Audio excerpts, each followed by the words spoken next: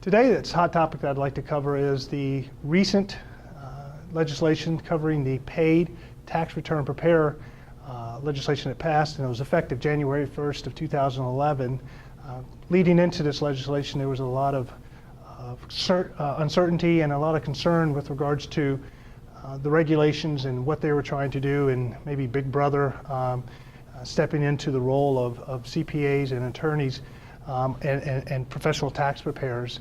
And what I'd like to talk about first is, from a consumer standpoint, I think it's actually excellent policy from a standpoint of protecting consumers.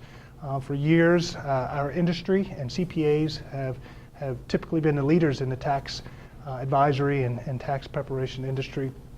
But over the years, there's been a lot of unlicensed individuals that have entered into the marketplace, and they haven't been able to, or not at all times, been able to really serve their clients well with regards to representing them or preparing tax returns and following statutory and tax regulations and becoming compliant or keeping their clients compliant.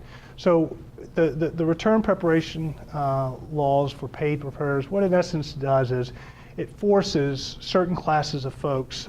There's an exemption for enrolled agents, CPAs, and attorneys.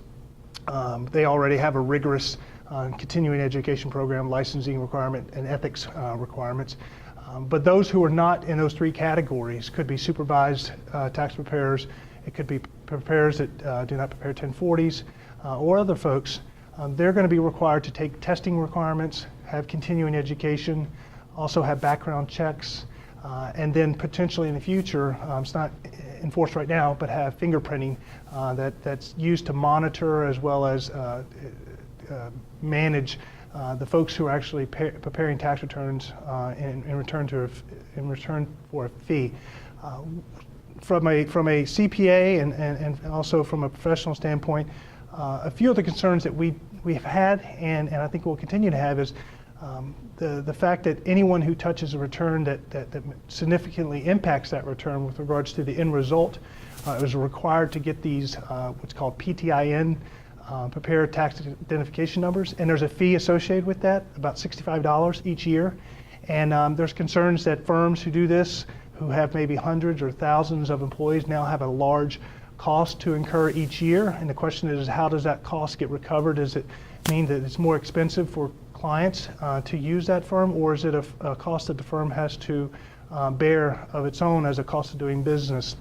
So that's one of the concerns that's out there. The other thing is that there's a concern about how is this data going to be utilized by the IRS. Are they going to monitor individuals, maybe even individuals who are not signing the returns, and how is that information going to be used? So certainly there's concerns from folks in the profession, but I think overall, at the end of the day, the perspective that was taken with this legislation was who is being protected, and it's consumer. And I think CPAs, by and large, support it.